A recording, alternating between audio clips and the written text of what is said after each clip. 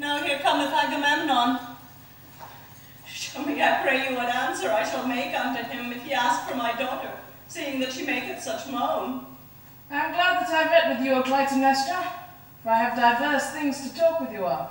If you have anything to say to me, tell it now, for I am ready to hear. First call out my daughter, that she might go with me to the temple of the goddess Diana, for I have prepared all things ready for the sacrifice. You have spoken very well, though indeed your doings do not agree with your words.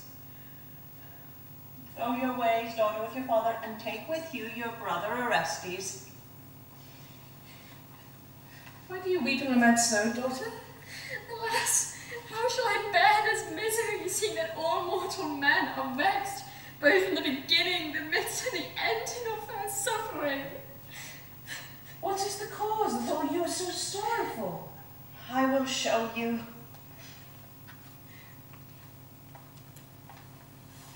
If you will first promise me to answer one thing that I will require of you.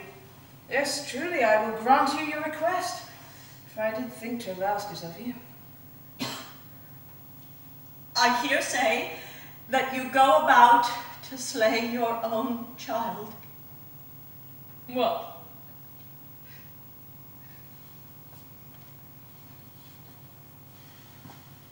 You have spoken those things which you ought neither to say nor yet to think.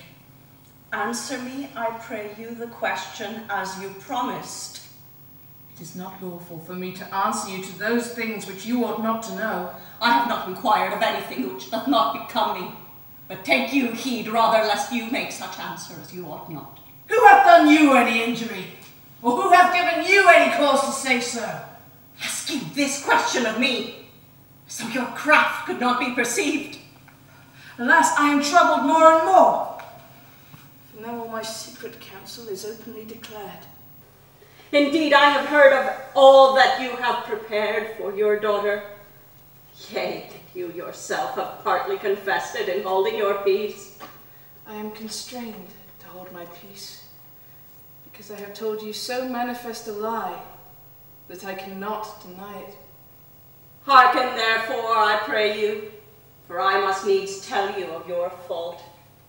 Do you not remember that you married me without the goodwill of my friends, taking me away with strong hand after that you had slain my other husband, Tantalus, which cruel deeds my brothers Castor and Pollux would have revenged, save that Tyndarus, my father, delivered you out of that peril, so that by his means you did obtain me to be your wife, who after I was married never showed myself disobedient unto you in anything.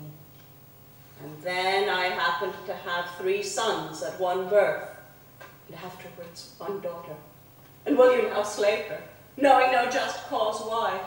For if any man were to ask of you the cause of your daughter's death, you would answer, for Helen's sake, which can be no lawful cause. For it is not meet that we should slay our own child for a naughty woman's sake, neither destroy those whom by nature we ought to love, for her cause only, which is hated of all men.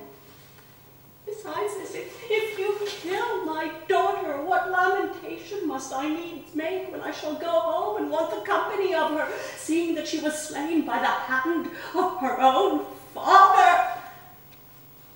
Therefore, if you will not be moved by pity, take heed lest you compel me to speak those things that do not become a good wife. Yea, and you yourself do those things that a good man ought not to do.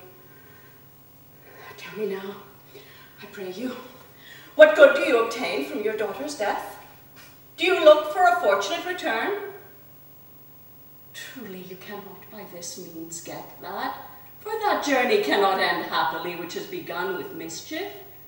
Besides this, surely you shall stir up the gods to anger against you, for they do even hate those that are man-killers. And again, how can you enjoy the company of your other children when you come home?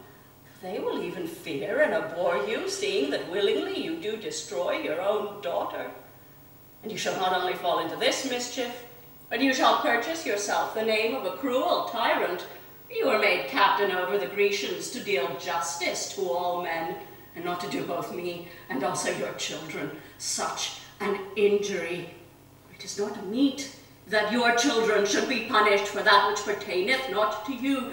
Neither ought I to lose my daughter for Helena's cause, who hath never showed herself faithful to her husband.